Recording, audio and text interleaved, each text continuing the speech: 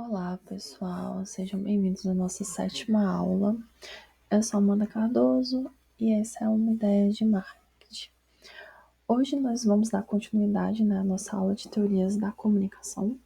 Acredito que essa seja a última teoria, tá? Se eu não me engano, essa é a última que a gente vai falar, nesse bolo das principais teorias.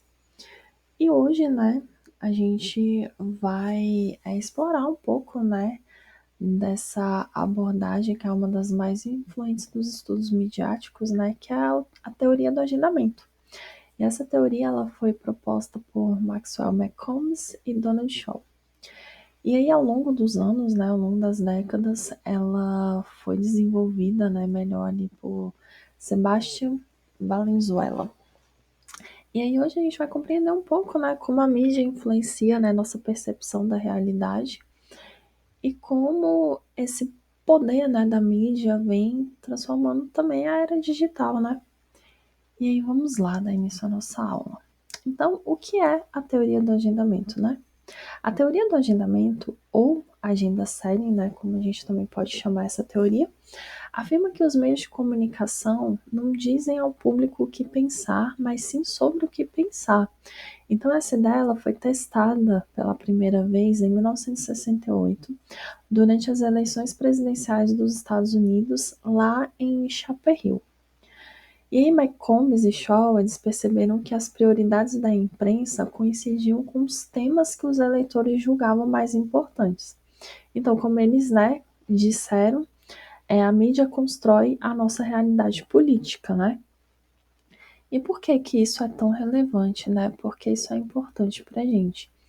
Então, assim, entender o agendamento, ele é muito importante porque vai nos ajudar a perceber que há uma seleção intencional nos temas que estão em destaque ali na mídia, Então, McCombs ele vai afirmar que a seleção do conteúdo é uma forma poderosa de influência, pois vai direcionar ali a atenção pública, E isso é estratégico em eleições, escândalos, crises sanitárias, debates ideológicos. Então, é uma forma indireta, Mas é uma forma muito profunda de moldar a agenda da sociedade. E aí, como que tudo isso começou, Então, a ideia de que a mídia molda o nosso entendimento sobre o mundo remonta ali de Walter Lippmann, lá em 1922.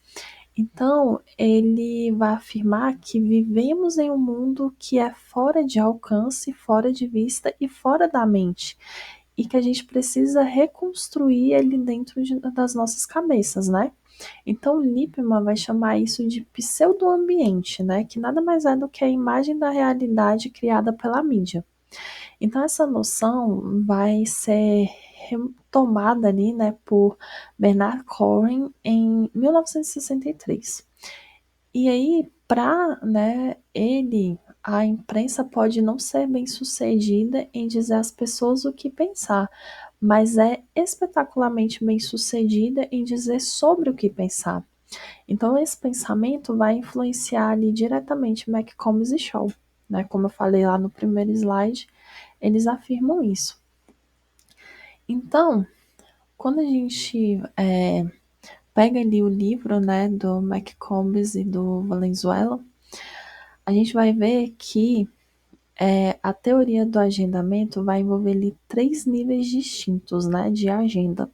E todos eles vão estar interligados e, por vezes, eles vão entrar em conflito, tá? E aí o primeiro é agenda midiática, Que ela é composta pelos temas mais visíveis, nos jornais, telejornais, portais, redes sociais. Então, ela é influenciada por editores, rotinas produtivas e hoje, cada vez mais por algoritmos, que vão priorizar ali certos assuntos em detrimento de outros, E aí o segundo é a agenda pública, que são os temas que o público considera mais importantes. Então, essa agenda ela é moldada tanto pela mídia quanto por conversas interpessoais, experiências e redes sociais, Aqui a gente vai estar sempre assim falando muito de rede social, porque hoje é um meio que a gente usa bastante, até mesmo para a gente estar ali atento ao que está acontecendo, né?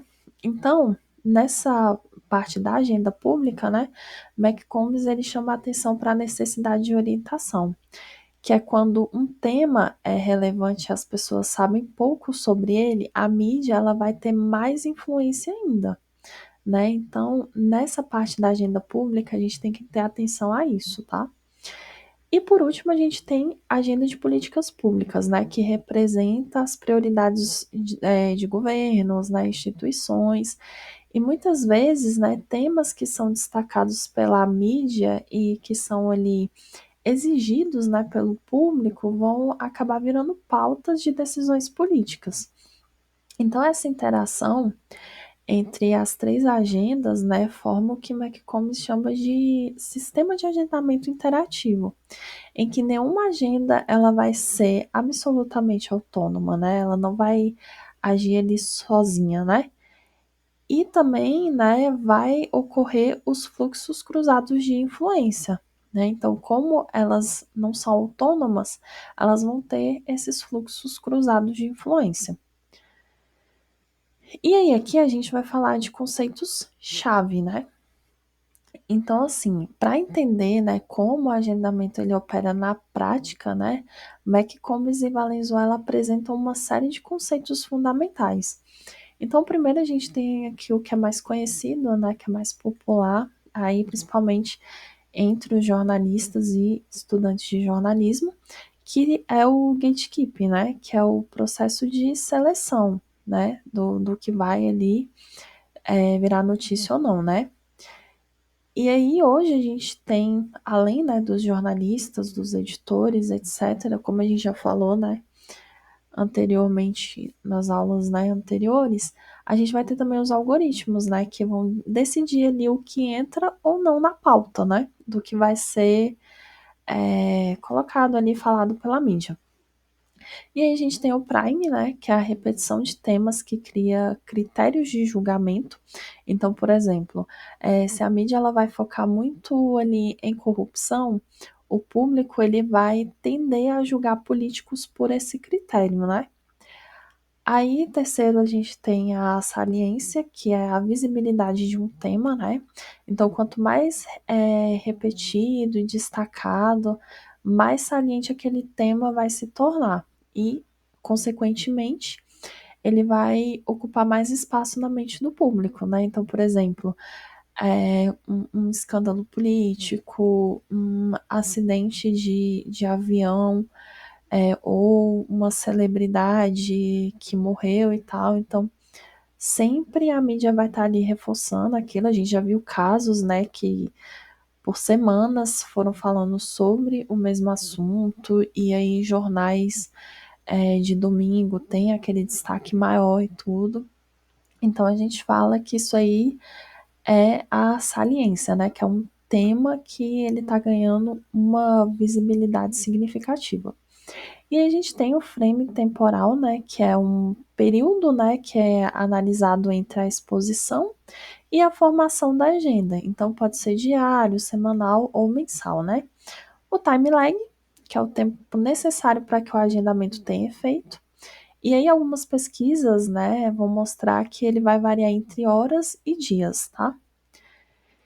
E por último, né, a gente tem aí incertezas e relevância, né? Que vão ser dois fatores centrais ali da necessidade de orientação. Então, se o tema ele for considerado relevante e a pessoa sentir que sabe pouco sobre ele, a chance de ser influenciado pela mídia é muito maior, né? É como eu falei anteriormente, né? Quanto menos a pessoa sabe, maior é a chance de influência. E aí, aqui a gente vai falar um pouco sobre as fases, né, da teoria do agendamento. Então, quando a gente fala dessas fases, a gente sempre vai remontar a o livro, né, do McCombs e do Valenzuela. E aí, eles dividem, né, a trajetória da teoria em quatro grandes fases. E aí, primeiro, né, essa primeira fase é ali nos anos de 1970, né, que a gente vai falar muito da relação de mídia versus opinião pública, e aí vai surgir a hipótese clássica, né, quanto maior a cobertura de um tema, maior vai ser a sua importância percebida pelo público. E aí é a fase do agendamento temático, né? Na segunda fase, nos anos de 1980, né, a gente já começa a falar ali dos fatores que afetam a influência midiática, né? Então, nessa época, né, nessa segunda fase, os pesquisadores passam a investigar por que certos temas têm mais impacto, né? Então, entre em cena aí a relevância e o nível de incerteza. Então, quanto mais relevante e menos compreendido for um tema, né, maior será a dependência da mídia para orientações. Então, assim, quando você não sabe muito sobre política, por exemplo, você sempre vai buscar aquilo que a mídia está falando sobre para você tentar compreender melhor, né? E aí, a terceira fase, né, ela já vai introduzir ali o agendamento de atributos, né? Ou seja, a maneira como os temas vão ser apresentados, então de maneira positiva, negativa, emocional, etc. E essa fase, ela se conecta ao conceito de enquadramento, né, que é o que a gente falou sobre o framing, né? Por que que ela vai, né, conectar a esse conceito? Porque os atributos selecionados vão afetar como o público vai entender sobre um tema, tá? E por último, né, a quarta fase ali, né, nos anos 90 em diante, né, a gente vai falar ali já considerando a internet, né? Então vão surgir novos agentes de influência, que são as redes sociais, ONGs, influenciadores. Vai surgir o conceito de agendamento reverso, né, no qual o público também vai influenciar a mídia tradicional. E a teoria vai passar também a estudar os ciclos de feedback e circularidade, né? E aqui a gente vai falar um pouco, né, sobre agendamento de atributos e enquadramento, né? Então, além de dizer sobre o que pensar, a mídia também vai influenciar como pensamos, né? Então, esse vai ser o foco do agendamento de atributos, que vai tratar dos aspectos que são enfatizados em uma notícia. Então, por exemplo, né? Ao noticiar ali um candidato, a mídia ela pode destacar atributos como honestidade, experiência ou autoritarismo, né? Então, esses atributos vão moldar a percepção pública. Quando eu falo de candidato aqui, eu tô falando no candidato político, tá? E aí, aqui entra a questão do enquadramento, né? O frame. Então, a forma como a narrativa vai ser construída. E aí, para o McCombs, né, o enquadramento ele é uma forma especial de atributo e sua função, né, vai ser organizar a imagem mental, né, a forma como o público vai, como eu posso dizer, vai perceber aquele tema, né, ou aquele personagem. Então, muitas vezes a gente vê a teoria do agendamento, a gente tem muitos exemplos na política. Então, muitas vezes a gente vê até mesmo canais, assim, né? A época de política, você vê que uma emissora X, ela vai enfatizar bons atributos de um candidato Y, e a emissora Z já vai enfatizar maus atributos daquele candidato Y. Então a gente vê isso muito na política. Por isso, né, que essa teoria começou até mesmo com uma eleição, né, presidencial nos Estados Unidos. E aí a gente vai falar um pouquinho do agendamento reverso, né? Então, assim, hoje, né, o público ele não é apenas receptor, ele também vai pautar a mídia. E aí a gente pode, né, trazer aqui, relembrar ali as primeiras teorias, né, que a gente falava muito, teoria da bala mágica e tudo, que naquela época a gente não via o público como alguém que poderia dar feedback, né, a gente só via ele como um receptor passivo. E hoje a gente já entende que não, que além dos efeitos que aquela mensagem vai ter no receptor, ele também vai pautar o tipo de mensagem que vai ser disparada, né? Então, esse movimento ele vai ser chamado de agendamento reverso ou contra-agendamento. E aí, o McCombs ele vai citar o exemplo de protestos, né, que começaram online, depois ganharam espaços nos jornais, e as redes sociais, blogs e plataformas alternativas vão criar demandas por cobertura, né, e muitas vezes vão obrigar os veículos tradicionais a reagirem. Então, o fluxo de influência deixou de ser unidirecional e vai passar a ser interativo. Então, como eu posso explicar isso melhor para vocês? Em vez de só a mídia falar para você sobre o que você vai pensar, você vai passar também a falar para a mídia o que, que ela vai ter que tá noticiando ali, né? Por isso que a gente chama de agendamento reverso. Porque a mídia ela não vai mais controlar sobre aquilo que você vai pensar, mas você também começa a ser um agente relevante nessa teoria, nesse agendamento, né? Você vai também tá pautando ali o que a mídia vai falar sobre. E aí aqui a gente vai trazer um pouco, né, sobre o agenda séria, teoria do agendamento no ambiente digital. Então, a digitalização da comunicação, ela transformou o processo de agendamento. Então, agora a gente vai ter novos gatekeepers, né, que são os algoritmos, plataformas de busca, influenciadores e redes sociais. Eu, particularmente, né, como eu já trabalhei muito com essa área, né, com essa questão de algoritmos e tudo, até mesmo é, grandes é, jornais mesmo usam esses algoritmos para pautar o que vai ser falado. Então, por exemplo, se tem um evento ali que está sendo muito falado nas redes sociais, as pessoas estão dando muita relevância àquilo ali, eles vão começar a falar sobre aquilo ali na TV. Vou dar um exemplo, né, que as pessoas ali mais ou menos na casa dos 20, 30 anos, que já curtiu, né, ali K-pop ou até mesmo coisas japonesas, né, cultura japonesa, cultura coreana. Tenho certeza que quando eram adolescentes, crianças ali, pouco se ouvia falar sobre. E hoje em dia, atualmente, a gente já tem ali muitas matérias na TV sobre, e não só, não vou falar só de cultura asiática, mas também muita coisa ali relevante sobre quadrinhos, sobre super-heróis. Então, hoje a gente vê que as redes sociais influenciam bastante no que a mídia vai falar para o público. E por isso que a gente fala aqui dos novos gatekeepers, né? Não tá mais só ali na redação de um jornal. Hoje a gente já tem aí algoritmos, plataformas, influenciadores, redes sociais, etc, né? E aí, voltando, né, ao livro, né, sobre agenda série, eles vão falar ali que a estrutura da atenção pública, ela vai ser descentralizada, né? Ela começa a ser descentralizada.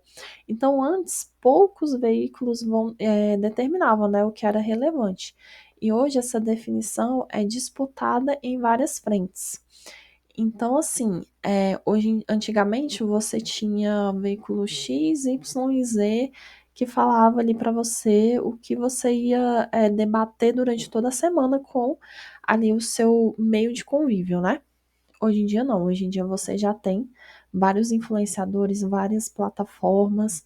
Se você não gosta de um assunto com a visão X, você vai procurar um assunto com a visão Y que mais combina com você.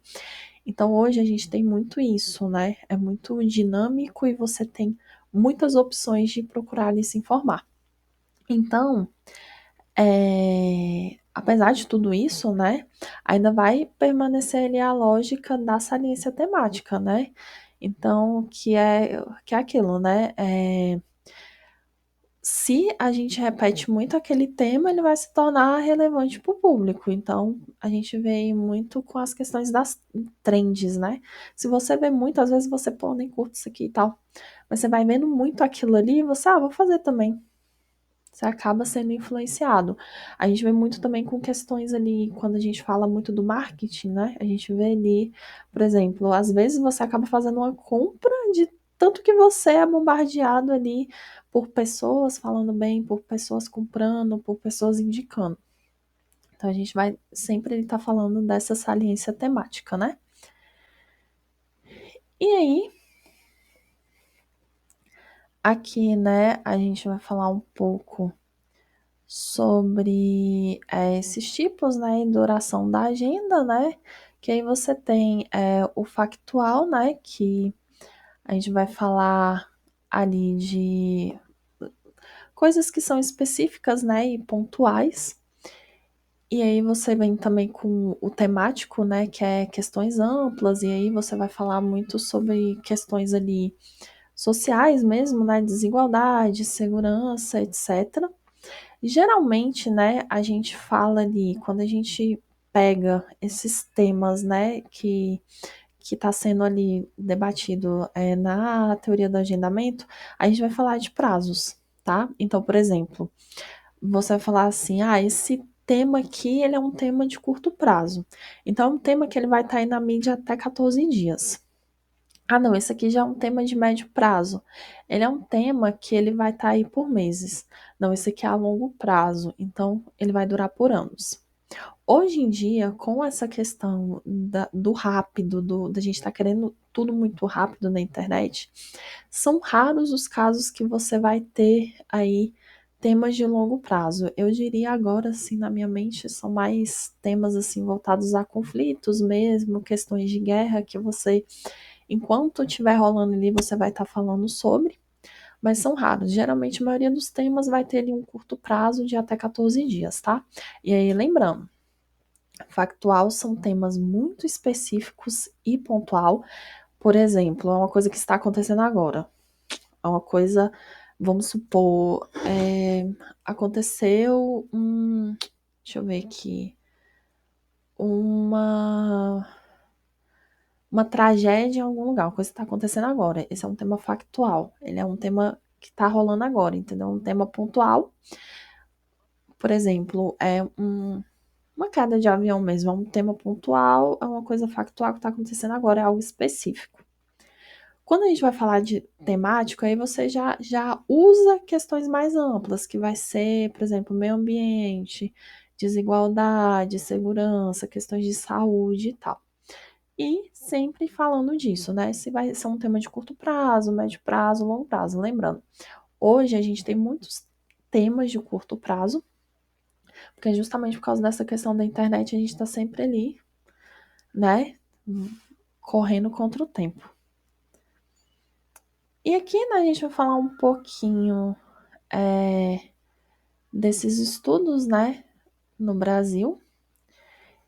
E aí, quando a gente fala, né, de Brasil, a maioria desses estudos vão focar ali na mídia, né, não tanto na audiência, né. Falta um pouco de diálogo entre os estudos, né.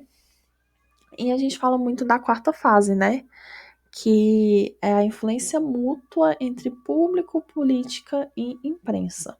Então, quando você pega ali, geralmente, infelizmente, quando você fala de teorias da comunicação em relação aos estudos que a gente tem no Brasil, a gente ainda não tem estudos tão relevantes. A maioria dos estudos, quando a gente vai falar de teoria da comunicação, vão vir dos Estados Unidos. A maioria dos estudos com grande relevância vem dos Estados Unidos. E aqui eu trouxe, né, alguns exemplos práticos para vocês, né? Então a gente tem aí eleição de 2010, né? Que a gente viu ali, né, que a mídia, os candidatos e os eleitores com agendas desalinhadas, né? E em 2018, né, as eleições de 2018, a gente viu que as redes sociais foi ele superando, né, a imprensa em relação a engajamento e visibilidade. Como eu falei, quando a gente fala de teoria do agendamento, a gente sempre vai lembrar muito de política. Por quê? Porque é muito relevante esse assunto para a população de um modo geral, e geralmente a gente tem excelentes exemplos dessa teoria. E aí, por exemplo, no próximo ano a gente já vai ter aí ano de eleição e ano de Copa. Então, a gente vai ver muito, né, como as redes sociais vão influenciar em tudo isso. E aí, a gente vai falar um pouco agora da comunicação hoje, né? Então, assim, a gente vai ter, né, as bolhas ideológicas, vai ter fake news e vai ter muito algoritmos, né, que vai influenciar o agendamento. Então, assim, quando a gente fala de comunicação hoje, infelizmente, a gente não pode deixar de falar de fake news. É uma coisa que surgiu aí durante a pandemia e que tá aí até hoje. Então, quando a gente fala, né, de teoria do agendamento também, como eu falei para vocês, hoje a gente já fala sobre a teoria do agendamento reverso. Infelizmente, a fake news, ela tá aí nessa teoria do agendamento reverso, né? Porque hoje muitas pessoas sem o mínimo de conhecimento de comunicação estão nas redes sociais, estão escrevendo, estão influenciando pessoas e muitas vezes influenciando de forma errada. Como eu falo, né? Inclusive, assim, já tá meio que ali, né, no segundo tópico que eu coloquei, né, o público busca fontes alternativas, que são blogs, influências e redes. E aí, o que acontece? Com a fake news e com tudo o que aconteceu, a profissão do jornalista, ela ficou ali um pouco manchada. Então, as pessoas costumam acreditar muito mais no que vê na internet do que o que vai ver ali num jornal, num site jornalístico. Infelizmente, isso acontece. E a gente, né, como comunicador, a gente, principalmente quem é jornalista, tem aquele compromisso de você informar. Você tem que informar, você não tem que dar sua posição política, sua visão sobre aquele tema, você apenas tem que informar. Olha, aconteceu isso aqui, você informa. A gente sabe que não é assim, né? A gente sabe que hoje em dia tem muitos veículos de comunicação que falam abertamente, olha, a gente segue essa ideologia política e é isso. É errado, eu sou contra isso, eu sou uma pessoa que eu sou contra isso. Eu sou uma pessoa que nem mesmo nas redes sociais ou nem para as pessoas assim, né, amigos e tal, eu falo qual é a minha posição política, porque a partir do momento que eu decidi seguir essa profissão, eu tenho que seguir ela até mesmo na minha vida pessoal. E aí o que é que acontece? Com tudo isso, o papel do jornalista ele vai mudar. Né? Ele virou um curador e vai ter que ter mais interpretação crítica ainda. Ou seja, a gente vai ter que observar o que realmente é relevante para o público e a gente vai ter que ter uma visão crítica sobre aquilo ali. Muitas vezes na redação, a gente chega fontes, né, falando: ah, eu tenho uma notícia bombástica, um furo, né? A gente fala que é furo, que é quando você pega uma notícia e você dá ela e ninguém deu ainda. Só que a gente tem que ter uma visão muito crítica em relação a isso, porque muitas vezes a pessoa que ela tá ali te dando esse furo, ela tá com interesse naquilo ali. E pode ser que aquilo ali seja mentira. E aí a gente já fala que você deu uma barrigada, né? Que é quando você dá uma notícia que ela é mentira, você não checou suas fontes, você não teve essa visão crítica e você soltou essa notícia e ela não é uma notícia verdadeira. Não é raro de acontecer, infelizmente, muitas vezes isso acontece. E a gente tem que ter essa visão crítica, esse compromisso. Então, assim, quando a gente estuda as teorias da comunicação, como eu já falei em outras aulas, por mais que, mas essa teoria foi lá em 1930, por que isso é relevante hoje? Pô, já tem quase 100 anos e tal. Porque ela ajuda a gente a ter essa visão crítica, a ter essa interpretação crítica das coisas. Então, quanto mais conhecimento você tem, melhor você vai fazer seu trabalho. E aqui, né, como eu falo, né, para refletir, eu sempre trago esse ponto nas aulas, né? A teoria do agendamento, ela vai explicar, né, como os temas vão entrar em pauta, né? Vai ajudar a entender relações de poder e visibilidade. E também a interação entre mídia e sociedade, ela vai ser dinâmica e circular. Então, isso aqui é basicamente um resuminho, né, de tudo isso que eu falei aí, né? Quase 30 minutos falando pra caramba.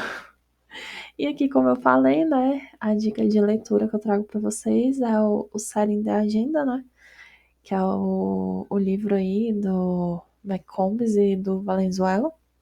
Infelizmente, nas minhas pesquisas, eu não achei esse livro em português. Ele tem uma versão em português, mas eu não achei para compra, né? Eu só achei esse em inglês. E aí eu vou deixar o link para quem tiver interesse aí na descrição. Mas é um bom livro, é muito bom vocês lerem, ajuda muito a gente a refletir sobre os assuntos, tá? E aqui eu trouxe um exercício prático, né? Também para vocês fazerem, entender melhor sobre o tema e tal. Então aqui eu peço para vocês escolherem uma notícia recente, né? E aí vocês responderem, né? 3 perguntinhas. Qual foi a agenda da mídia? Houve a influência do público e você considera que houve agendamento, contra-agendamento ou ambos, né? E é isso, nossa aula de hoje acaba por aqui. Eu sempre indico, né, que vocês procurem, estudem mais e tal. Como eu falei, eu não sou professora, tá? Eu apenas passo aqui algumas informações de conhecimento meu. Pode ser que eu esteja equivocada em um assunto ou outro, natural, por isso que eu sempre falo para vocês pesquisem, façam a pesquisa de vocês, né? E é isso, né? Teoria do agendamento finalizada aqui. Creio que essa seja a última aula sobre teorias da comunicação, né? Acredito que eu vou fechar aqui. E o próximo a gente já vai entrar aí no marketing. Se eu estiver errada, teremos a aula 8 com mais alguma teoria aí que eu possa ter esquecido. Se não, a próxima aula a gente já vai começar a falar do marketing mesmo. E é isso, gente. Muito obrigada para quem assistiu a aula até aqui. E até a próxima.